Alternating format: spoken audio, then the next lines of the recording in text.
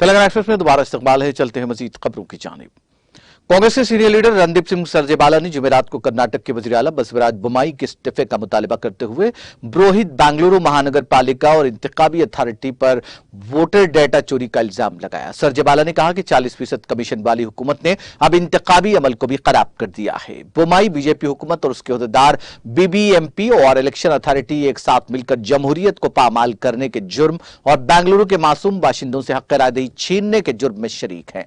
साबिक वजीर आला सिद्धारमैया ने रियासती इंतजामिया को 40% हुकूमत लुटेरों और घपलों से भरी हुई करार दिया था। कांग्रेस लीडर ने कहा कि चिल्लम educational and rural development institute नाम की एक प्राइवेट तंजीम ने वोटर डेटा इकट्ठा करने का बड़ा घपला किया है।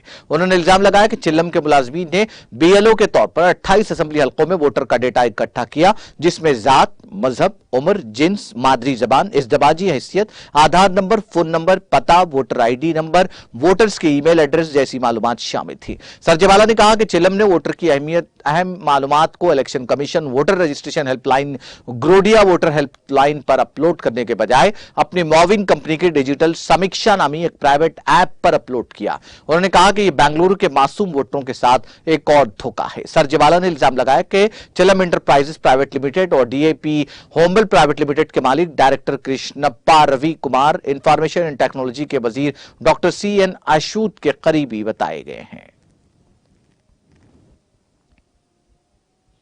झारखंड के वजीर आला हेमंत सोरेन आज यहां ईडी के दफ्तर पहुंचे और उनसे पूछताछ शुरू कर दी गई। सोरेन अपने छोटे भाई एमएलए बसंत सोरेन के साथ आज ईडी के दफ्तर गए, लेकिन बसंत सोरेन बाहर आ गए और ईडी के दफ्तर का मरकजी दरवाजा बंद कर दिया गया। झारखंड में 1000 करोड़ से ज्यादा के गैर कानूनी कानकनी घोटाले में वजीर आला सोरेन से ईडी पूछताछ कर रही है।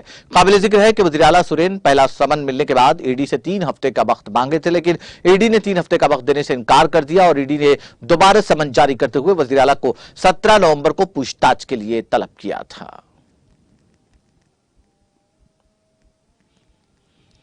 श्रीलंकाई बहरिया ने चारशंबे की रात देर गए 14 हिंदुस्तानी माहीगीरों को बैनुल-अक़वामी मेरीटाइम बाउंड्री लाइन की खिलाफवर्जी करने और उसके इलाकाई पानियों में गैर कानूनी शिकार करने के इल्जाम के तहत गिरफ्तार कर लिया और एक माहीगीरी की कश्ती को भी जब्त किया।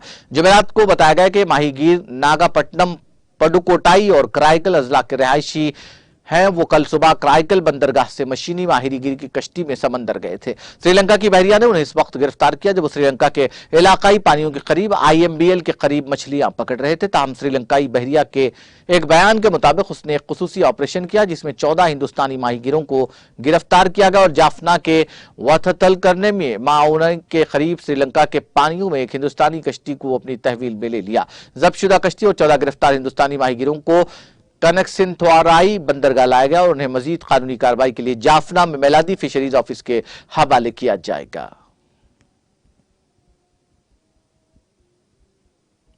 इंडोनेशिया में G20 सरबराह इजलास के कुछ दिन बाद मंजर-ए-आम पर आने वाली एक मीडिया फुटेज में कनाडा के वजीर आजम जस्टिन ट्रूडो पर चीनी सदर शी जिनपिंग के साथ मुलाकात की तफसीलात लीक करने का इल्जाम लगाया गया है।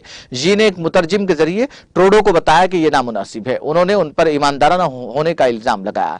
जी मुमकिना तौर पर उन रिपोर्ट्स का हवाला दे रहे थे जिनमें ट्रूडो ने चीनी जासूसी और कनाडा के इंतखाबात में मुदाखलत पर तबादला ख्याल किया था।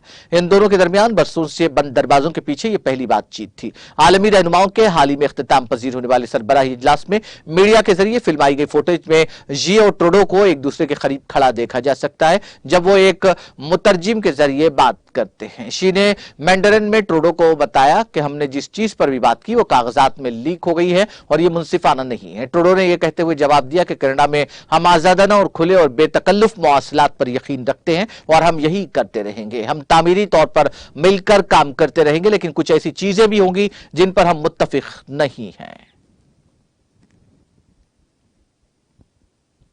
शुमाली कोरिया ने जुमेरात को मशरकी समंदर में मुख्तसर फासले की एक बैलिस्टिक मिसाइल दागी। जनूबी कोरिया के फौजियों ने जुमेरात को यह मालूमात दी। ज्वाइंट चीफ ऑफ स्टाफ ने कहा कि सुबह 10:48 पर कांगोन सूबे के वोनसन इलाके से मिसाइल दागी गई। जेसीएस ने मीडिया को भेजे गए एक पैगाम में कहा, हमारी निगरानी को मजबूत बनाते हुए हमारी फौज अमेरिका के साथ करीबी ताउन में पूरी तरह तैयार है। उन्होंने बताया कि कुछ अरसा कबल शुमाली कोरिया के वज़ीर ख़ारजा चो सुन हुआई ने वार्निंग जारी की थी कि अगर जनूबी कोरिया अमेरिका से ताउन हासिल करता है और अमेरिका ने ताउन दिया तो शुमाली कोरिया की फौज सख्त कार्रवाई की तरफ बढ़ेगी।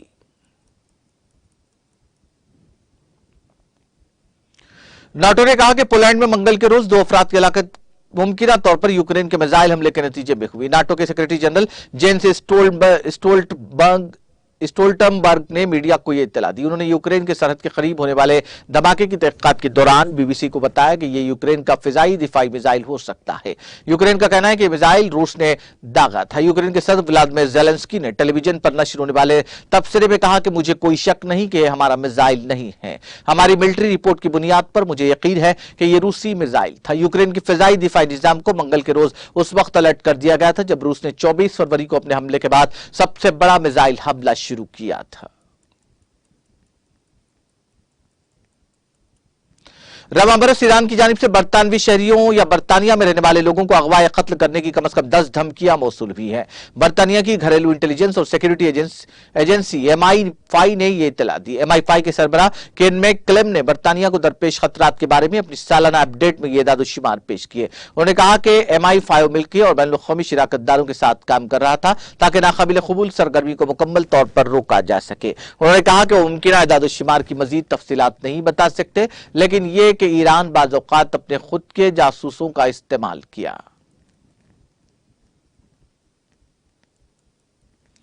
म्यांमार की फौज 6000 कैदियों को रिहा करेगी, जिनमें एक साबिक बरतानवी सफीर, एक जापानी फिल्म प्रोड्यूसर और मुल्क के माजूल लीडर के एक ऑस्ट्रेलियाई मुशीर भी शामिल है। यह मालूमात जुमेरात को जारी करदा एक रिपोर्ट में दी गई है। साबिक सिफारतकारों की बोमेन और तोरो कोबोटा को इस साल के शुरू में जेल भेज दिया गया था, जबकि शॉन टर्नल को 2021 की बगावत के फौरन बाद हिरासत में लिया गया था।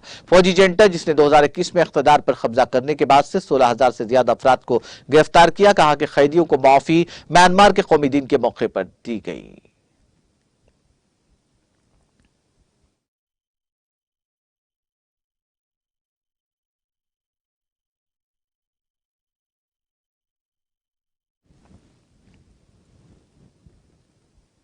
आखिर में सुर्खियां एक बार फिर।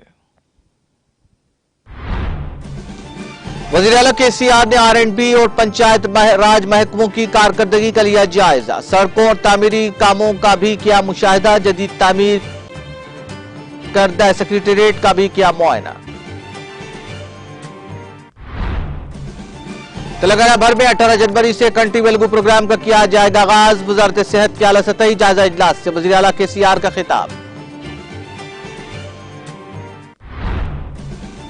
रियासत तेलंगाना में शुरू किए गए तामीराती काम रिकॉर्ड सतह पर किए जा रहे हैं मुकम्मल। अपन्नापल्ली में ज़ेर तामीर ब्रिज का मुआयना करने के बाद रियासती वजीर श्रीनिवास गौड़ का बयान।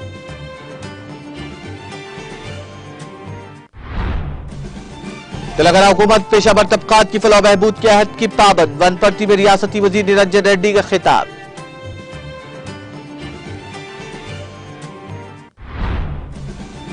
GST की चोरी करने वालों के खिलाफ तेलंगाना हुकूमत की कार्रवाई का आगाज। मरकज की जानिब से रियासत को वाजिबुल अदा GST मुआवजा रोक देने पर रियासती हुकूमत का इक़दाम। और जाली असलाह लाइसेंस का 7 रुकनी रॉकेट बेनकाब। गैर कानूनी असलाह की गर्दिश शहरी सलामती के लिए था खतरा।